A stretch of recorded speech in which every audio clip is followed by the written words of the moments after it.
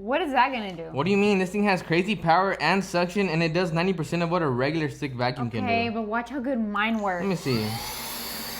Yeah, that thing sucks. Look, watch how mine works. Mine has crazy power, and I bet yours can't even do this.